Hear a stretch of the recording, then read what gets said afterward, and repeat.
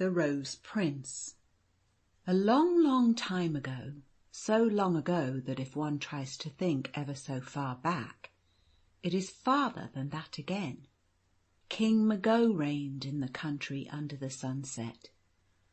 He was an old king, and his white beard had grown so long that it almost touched the ground, and all his reign had been passed in trying to make his people happy. He had one son, of whom he was very fond. This son, Prince Zephyr, was well worthy of all his father's fondness, for he was as good as can be. He was still only a boy, and he had never seen his beautiful, sweet-faced mother, who had died when he was only a baby. It often made him very sad that he had no mother, when he thought other boys had tender mothers at whose knees they learned to pray, and who came and kissed them in their beds at night. He felt that it was strange that many of the poor people in his father's dominions had mothers, whilst he, the prince, had none. When he thought thus, it made him very humble, for he knew that neither power nor riches nor youth nor beauty will save anyone from the doom of all mortals, and that the only beautiful thing in the world whose beauty lasts forever is a pure, fair soul. He always remembered, however, that if he had no mother, he had a father who loved him very dearly, and so was comforted and content. He used to muse much on many things, and often even in the bright rest time, when all the people slept, he would go out into the wood, close to the palace, and think on all that was beautiful and true, whilst his faithful dog Gomus would crouch at his feet and sometimes wag his tail, as much as to say, "Here I am, Prince, I am not asleep either." Prince Zephyr was so good and so kind that he never hurt any living thing. If he saw a worm crawling over the road before him, he would step over it carefully lest it should be injured. If he saw a fly fallen in the water, he would lift it tenderly out and send it forth again, free of wing, into the glorious bright air. So kind was he that all the animals that had once seen him knew him again, and when he went to his favourite seat in the wood, there would arise a glad hum from all the living things. Those bright insects, whose colours change hour by hour, would put on their brightest colours and bask about in the gleams of sunlight that came slanting down between the branches of the trees. The noisy insects put on their mufflers so that they would not disturb him, and the little birds resting on the trees would open their round bright eyes and come out and wink and blink in the light, and pipe little joyous songs of welcome with all their sweetest notes. So is it ever with tender loving people, the living things that have voices as sweet as man's or woman's, and who have languages of their own.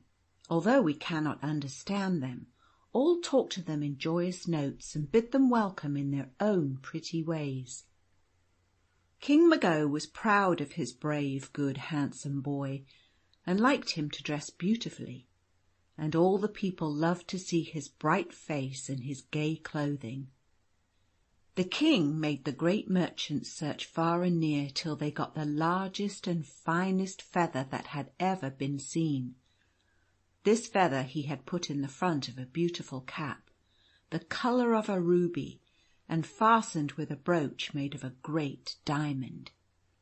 He gave this cap to Zephyr on his birthday. As Prince Zephyr walked through the streets, the people saw the great white plume nodding from far away. All were glad when they saw it, and ran to their windows and doors and stood bowing and smiling and waving their hands as their beautiful prince went by. Zephyr always bowed and smiled in return, and he loved his people and gloried in the love that they had for him. In the court of King Mago was a companion for Zephyr whom he loved very much. This was the Princess Bluebell.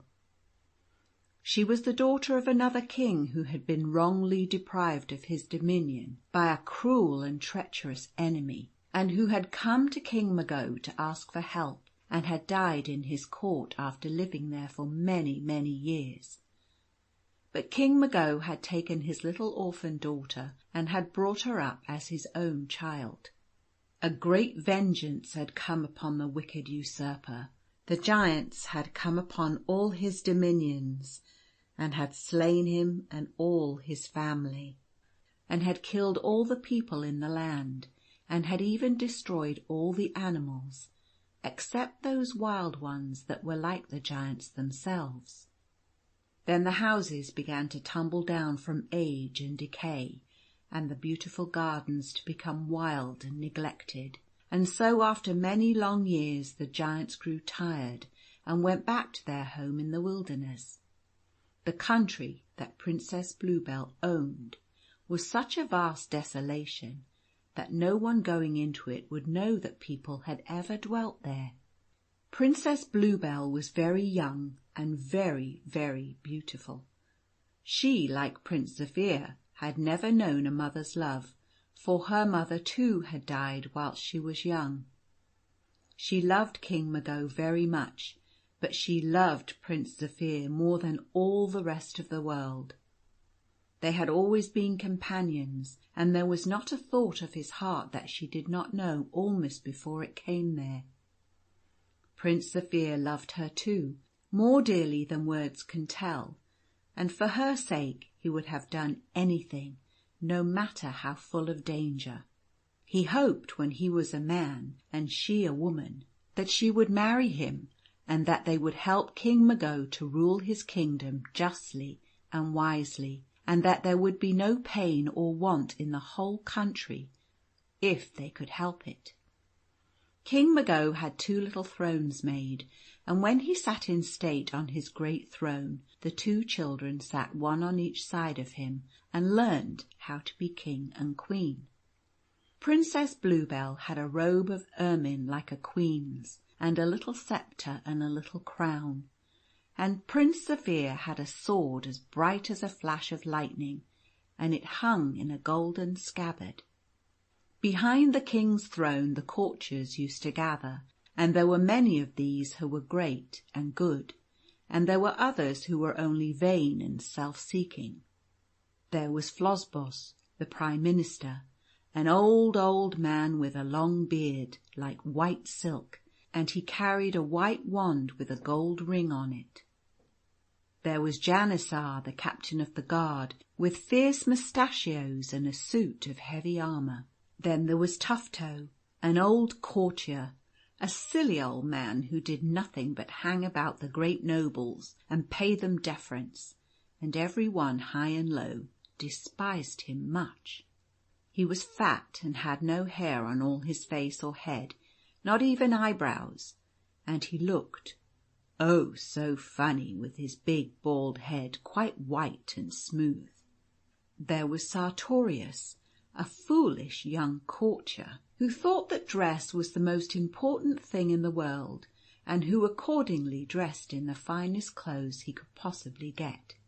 But people only smiled at him and sometimes laughed, for there is no humour due to fine clothes, but only to what is in the man himself who wears them.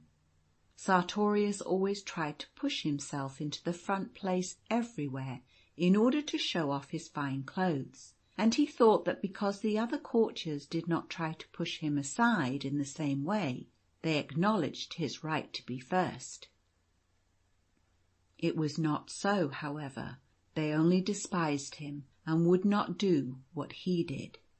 There was also Scarecrow, who was just the opposite to Sartorius, and who thought, or pretended to think, that untidiness was a good thing, and was as proud or prouder of his rags than Sartorius was of his fine clothes. He too was despised, for he was vain, and his vanity made him ridiculous. Then there was Glab Leander, who did nothing but talk from morning till night, and who would have talked from night till morning if he could have got anyone to listen to him.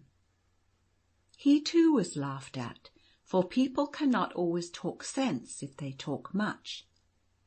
The foolish things are remembered, but the wise ones are forgotten.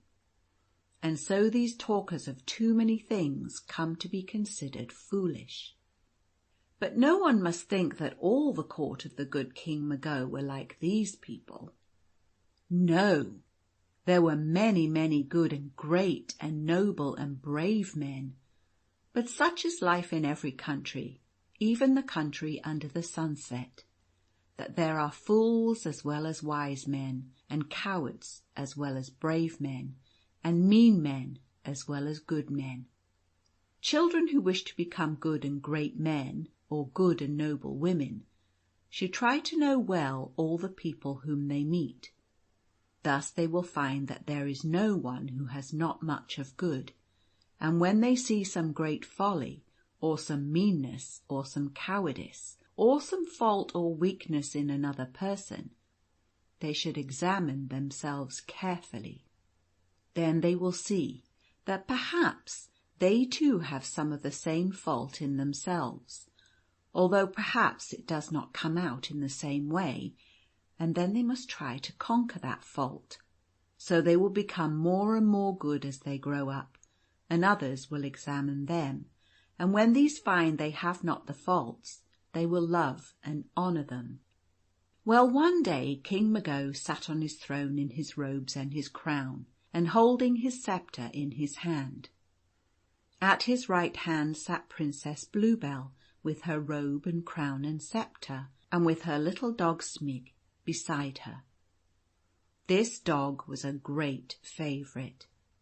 At first it was called Sumog, because Zephyr's dog was Gomus, and this was the name spelled backwards. But then it was called Smig, because this was a name that could not be shouted out, but could only be spoken in a whisper. Bluebell had no need for more than this, for Smig was never far away, but always stayed close to his mistress and watched her. At the king's left sat Prince Zephyr on his little throne, with his bright sword and his mighty feather. Mago was making laws for the good of his people. Round him were gathered all the courtiers, and many people stood in the hall and many more in the street without. Suddenly there was a loud sound heard, the cracking of a whip and the blowing of a horn, and it came nearer and nearer, and the people in the street began to murmur. Loud cries arose. The king stopped to listen, and the people turned their heads to see who was coming. The crowd opened, and a messenger, booted and spurred and covered with dust, rushed into the hall and knelt on one knee before the king, and held out a paper which King Mago took and read eagerly. The people waited in silence to hear the news. The king was deeply moved, but he knew his people were anxious, so he spoke to them, standing up as he did so. "My people, a grievous peril has come upon our land. We learn from this dispatch from the province of Sub-Tegmine that a terrible giant has come out of the marshes beyond No Man's Land and is devastating the country. But be not in fear, my people, for tonight many soldiers shall go forth with their arms, and by sunset tomorrow the giant will have fallen, we trust." The people bowed their heads with murmured thanks, and all went quietly away to their homes. That night a body of picked soldiers went out with brave hearts to fight the giant, and the people cheered them on their way. All next day and next night the people as well as the king were very anxious, and the second morning they expected news that the giant was overthrown. But no news came till nightfall, and then one weary man, covered with dust and blood and wounded unto death, crawled into the town. The people made way for him, and he came before the throne and bent low and said, "Alas, King, I have to tell you that your soldiers have been slain, all save myself, The giant triumphs and advances towards the city. Having said so, the pain of his wounds grew so great that he cried out several times and fell down, and when they lifted him up, he was dead. At the sad news which he told, a low wail arose from the people. The widows of the slain soldiers cried loudly a little cry, and came and threw themselves before the king's throne, and raised their hands on high and said, "O King, O King!" And they could say no more with weeping.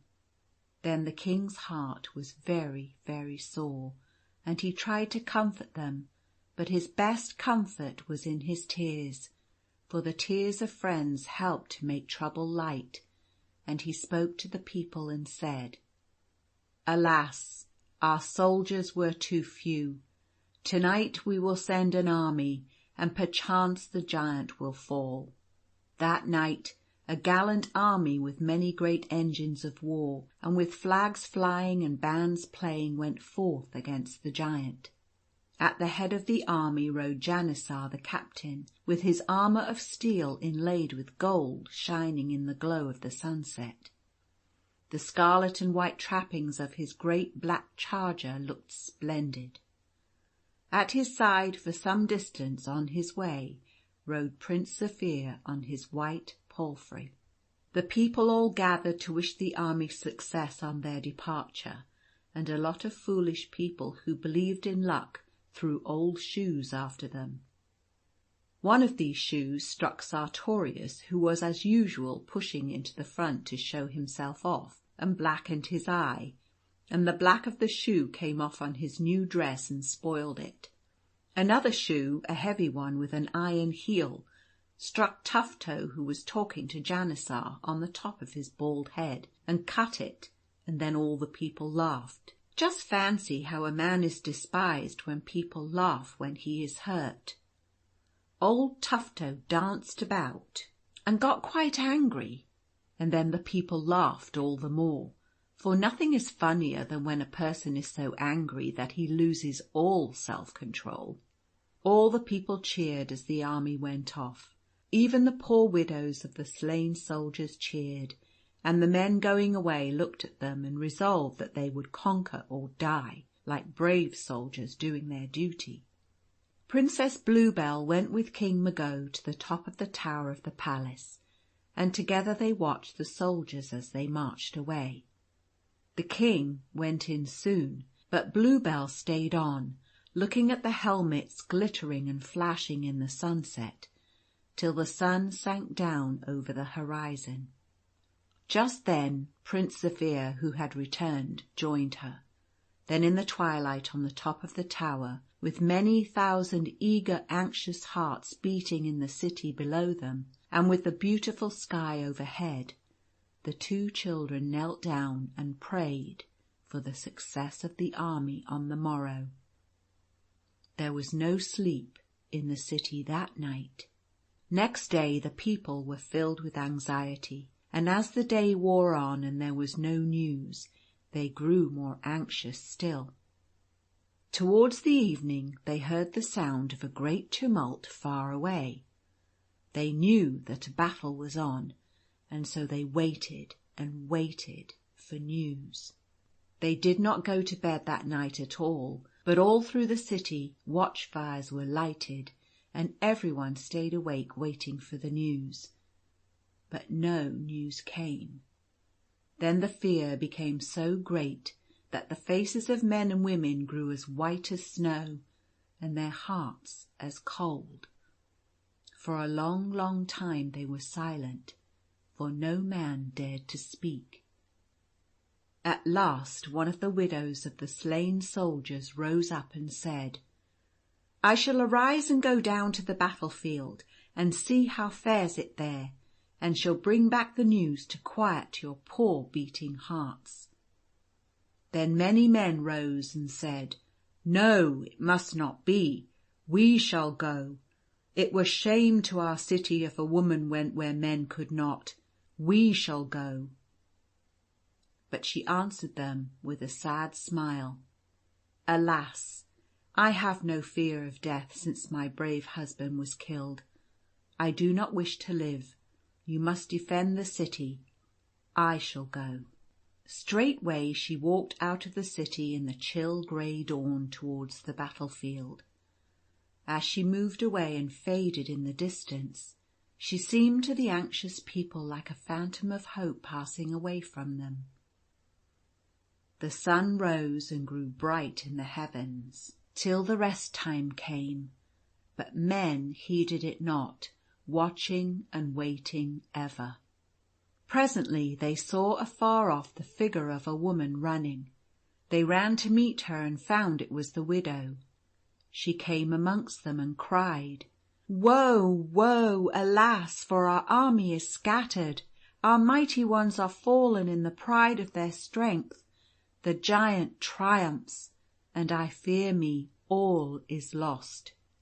There came a great wail from the people, and a hush fell on them, so great was their fear. Then the king assembled all his court and people, and took counsel what was best to be done. Many seemed to think that a new army should go forth, of all those who were willing to die, if need be, for the good of the country. But there was much perplexity. Whilst they were discussing, Prince Zephyr sat silent on his little throne, and his eyes more than once filled with tears at the thought of the sufferings of his beloved people. Now he arose and stood before the throne. There was silence till he should speak. As the prince stood, cap in hand, before the king, there was in his face a look of such high resolve that those who saw it could not help having a new hope. The prince spoke. "O King Father, before you decide further, hear me. It is right that if there be danger in the land, the first to meet it is the prince whom the people trust. If there is pain to be felt, who should feel it before him? If death is to come to any, surely it should first strike over his corpse. King Father, pause but one day. Let me go tomorrow against the giant. This widow hath told you that now he sleeps after his combat. Tomorrow I shall meet him in fight. If I fall, then will be time to risk the lives of your people. And if it should be that he falls, then all is well." King Mago knew that the prince had spoken well, and although it grieved him to see his beloved son running into such danger, he did not try to stop him, but said, "O son, worthy to be a king, thou hast well spoken. Be it even as thou wilt." Then the people left the hall, and King Mago and Bluebell kissed Zephyr. Bluebell said to him, "Zephyr, you have done right." And she looked at him proudly. Presently the prince went to bed, that he might sleep, and so be strong for the morrow. All that night the smiths and armourers and the craftsmen of jewels worked hard and fast. Till daylight the furnaces glowed, and the anvils rang, and all hands cunning at artifice plied hard. In the morning they brought into the hall and laid before the throne as a present for Prince Zephyr a suit of armour such as never before had been seen. It was wrought of steel and gold, and was all in scales. Each scale was like a different leaf, and it was all burnished and bright as the sun. Between the leaves were jewels, and many more jewels were fastened on them like drops of dew. Thus the armour shone in the light till it dazzled the eyes of whoever saw it.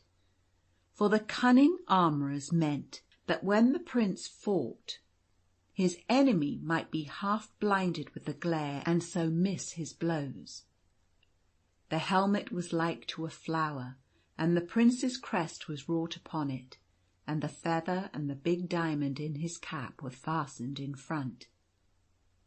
When the prince was equipped, He looked so noble and brave that the people cried out with shouts that he must conquer, and they had new and great hopes. Then his father the king blessed him, and Princess Bluebell kissed him and cried a few tears and gave him a lovely rose, which he fastened on his helmet.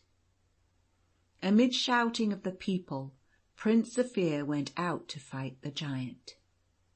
His dog Gomus wanted to go, but he could not be taken.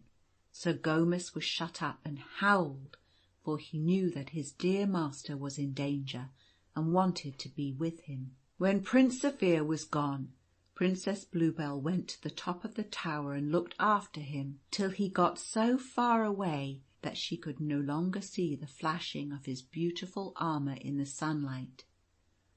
At first, when she was saying goodbye to Zephyr, and she knew that it might be goodbye forever, she did not shed a tear, lest she would pain her beloved prince, for she knew that he was going into battle and would need all his bravery and all his firmness. So the last look Zephyr saw on his Bluebell's face was a loving, hopeful, trustful smile. Thus he went into the battle, strengthened by the thought that her heart went with him, and that, although her body was far away, her spirit was close to him. When he was gone, really gone, far away out of sight, and she stood on top of the tower alone, Bluebell shed many tears, and the great fear of her heart that Zephyr might be killed made her sad unto death. She thought that it might be that he would be killed by the wicked giant who had already slain 2 armies, and that then she would never see him again, never see the love in his dear true eyes, never hear the tones of his tender sweet voice, never feel the beating of his great generous heart again. And so she wept, oh so bitterly. But as she wept, the thought came to her that life does not lie in the power of men, or even of giants. And so she dried her tears and knelt down, and prayed with an humble heart, and rose up comforted, as people always do when they pray earnestly. Then she went down to the great hall, but King Mago was not there. She looked for him to comfort him, for she knew that his heart must be bleeding for his son in danger. She found him in his chamber, and he too was praying. She knelt beside him, and they put their arms round each other, the old king and the orphan child, and they prayed together, and so they both got comfort. Together they waited, and waited patiently for the return of their beloved one. All the city waited too, and neither by day nor night was there sleep in the country under the sunset, for all were waiting for the return of the prince. When Zephyr left the city, he went on and on in the direction of the giant, till the sun grew bright in the heavens, so bright that his golden armour glowed like fire. And then he walked under the shelter of the trees, and he did not pause even in the rest time, but went ever onward. Towards evening he heard and saw strange things. Far off the ground seemed to shake, and a dull rumbling arose of rocks being levelled and forests being broken down. These were the sounds of the giant's footsteps as he came onwards to the city. But Prince Zephyr, although the sounds were very terrible, had no fear, and went bravely onward. Then he began to meet many living things, which swept by him at full speed, for they were the swiftest of their kind, and so had run from the giant faster than the rest. On they came in hundreds and thousands, their numbers getting more and more as the time wore on, as the prince and the giant drew nearer. There were all the beasts of the field, and all the fowls of the air, and all the insects that fly and crawl, lions and tigers and horses and sheep, and mice and cats and rats, and cocks and hens and foxes and geese and turkeys, all were mixed together, big and little, and all were so frightened at the giant that they forgot to be afraid of one another. Thus there ran together cats and mice, wolves and lambs, foxes and geese, and the weak ones did not fear, nor did the strong ones wish to harm. As they came on, however, all the living things seemed to know that Prince Zephyr was braver than they were, and made room for him to pass. The weakest things and those most afraid did not go further in their flight, but tried to get as near the prince as possible, and many followed him back toward the giant rather than not be near him.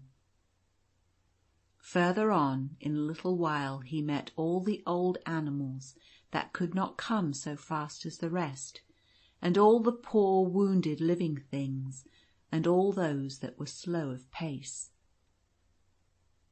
These too did not try to go further, for they knew that they were safer near a brave man than in helpless flight.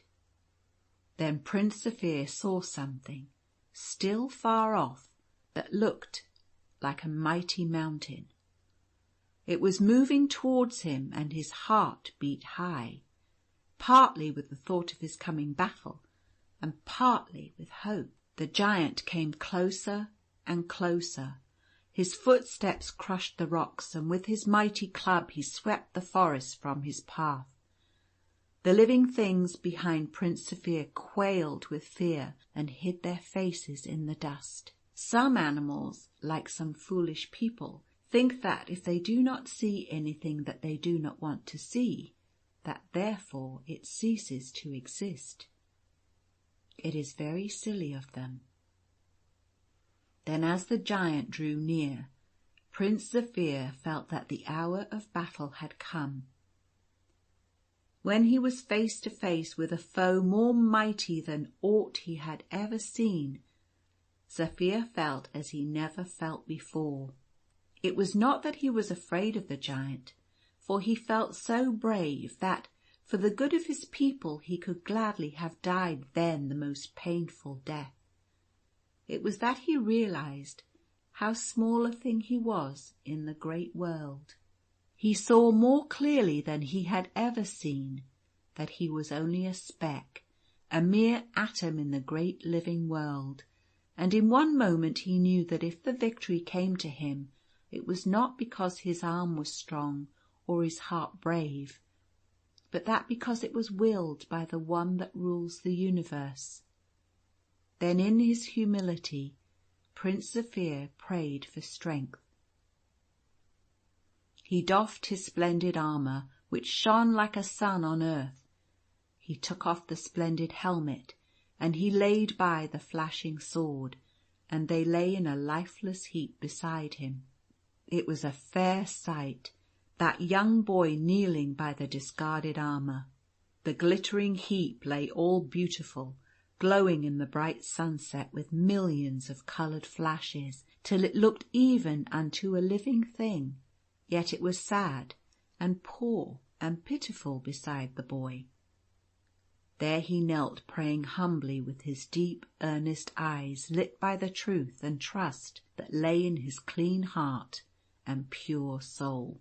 The glittering armour looked like the work of man's hands, as it was, and the work of the hands of good true men, but the beautiful boy kneeling in trust and faith was the work of the hands of God.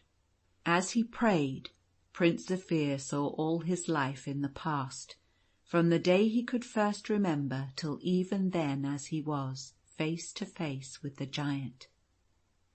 There was not an unworthy thought that he had ever had, not a cross word he had ever spoken, not an angry look had ever given another pain that did not come back to his mind. It grieved him much that there were so many, for they crowded on so thick and fast that he was amazed at their very number. It is ever thus that the things which we do wrong, although they may seem little at the time, and though from the hardness of our hearts we pass them lightly by, come back to us with bitterness, when danger makes us think how little we have done to deserve help, and how much to deserve punishment. Prince Zephyr's heart was purified by repentance for all wrongs done in the past, and by high resolves to be good in the future.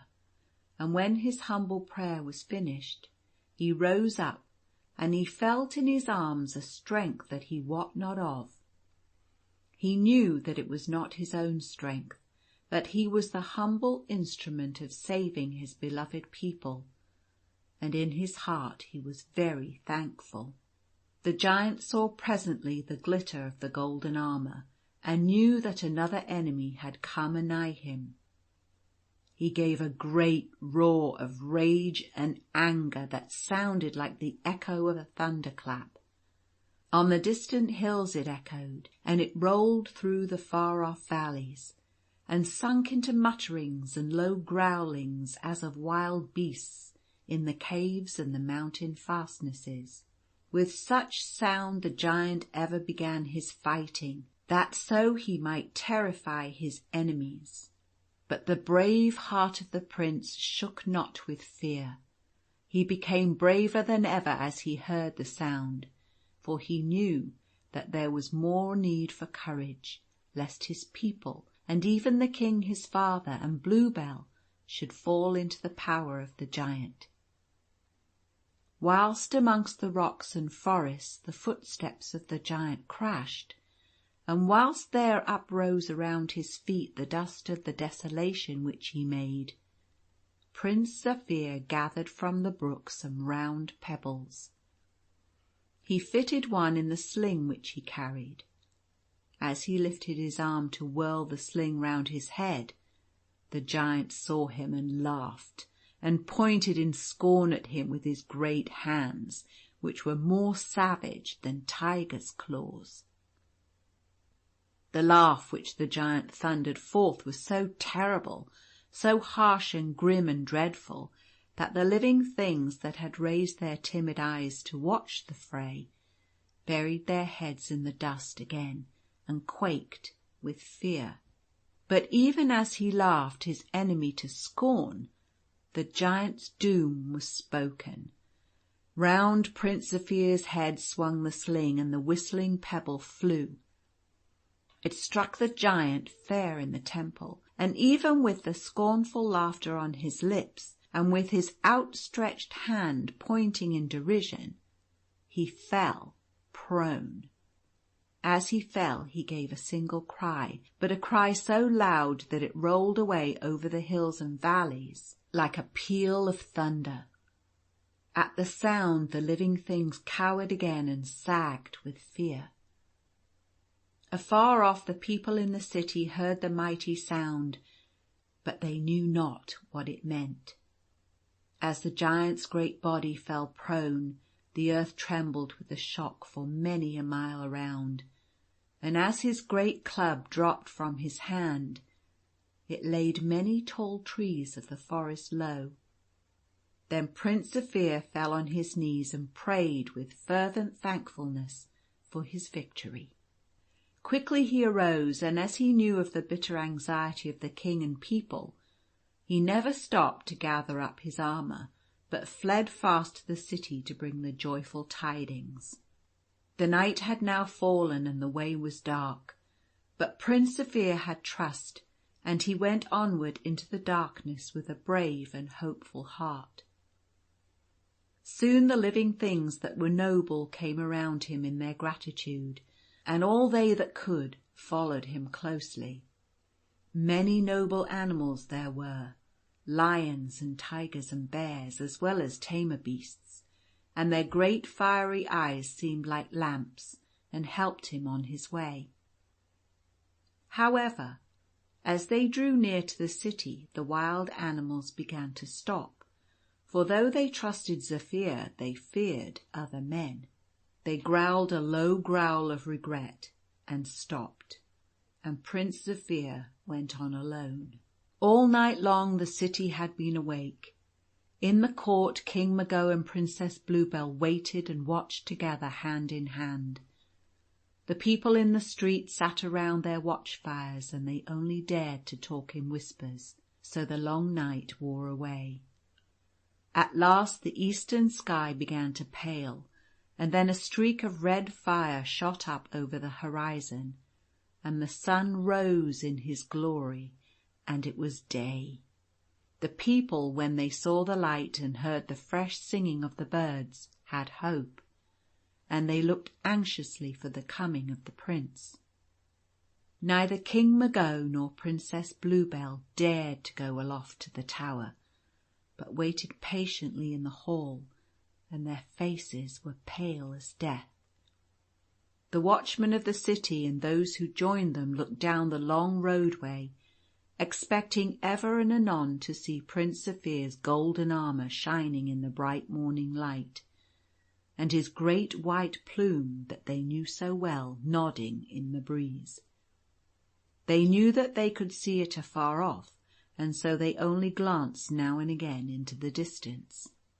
Suddenly there was a shout from all the people, and then a sudden stillness. They rose to their feet, and with one accord waited for the news.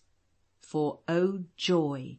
There among them, shorn of his bright armour and his nodding plume, but hale, stood their beloved prince. Victory was in his look. He smiled on them, raising his hands as if blessing, and pointed to the king's palace as though to say, "Our king, his is the right to hear the earliest tidings." And he passed into the hall, all the people following him. When King Mago and Princess Bluebell heard the shout and felt the stillness that followed, their hearts began to beat, and they waited in great dread. Princess Bluebell shuddered and cried a little, and drew closer to the king and leaned her face on his breast.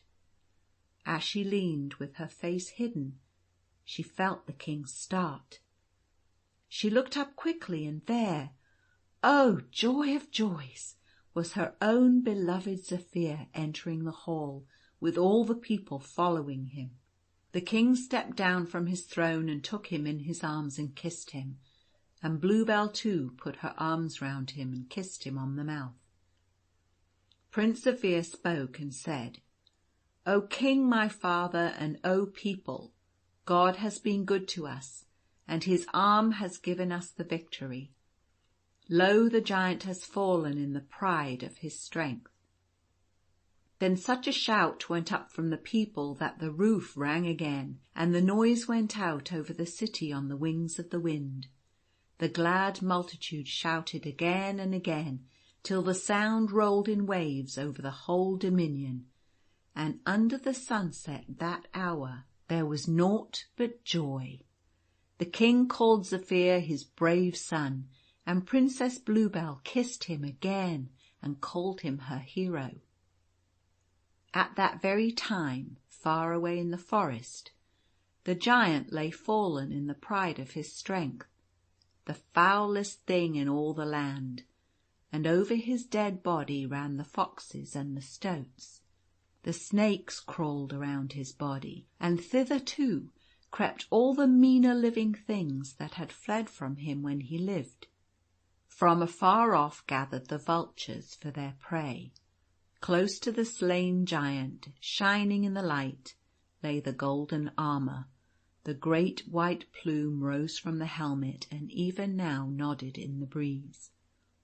When the people came out to see the dead giant, they found that rank weeds had grown up already where his blood had fallen, but that round the armour that the prince had doffed had grown a ring of lovely flowers.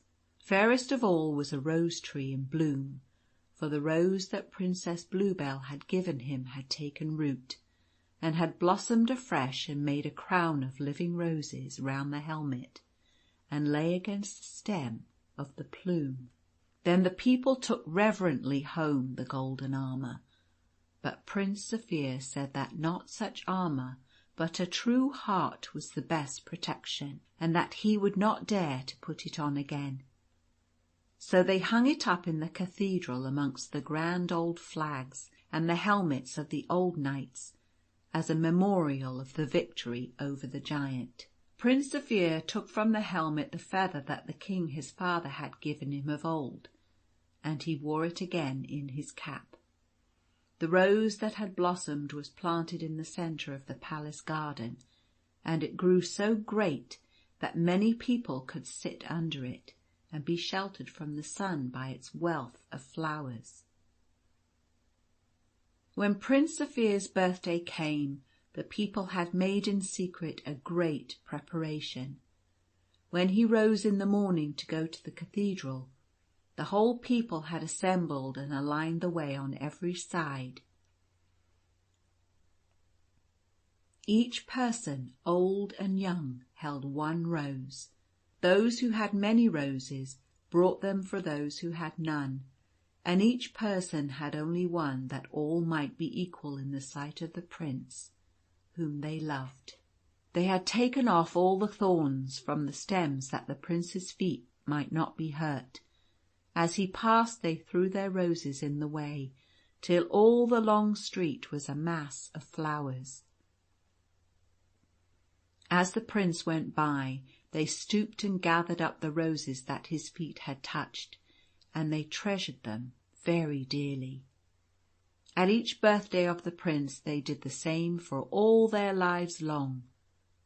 When Zephyr and Bluebell were married, they strewed their path with roses in the same way, for the people loved them much.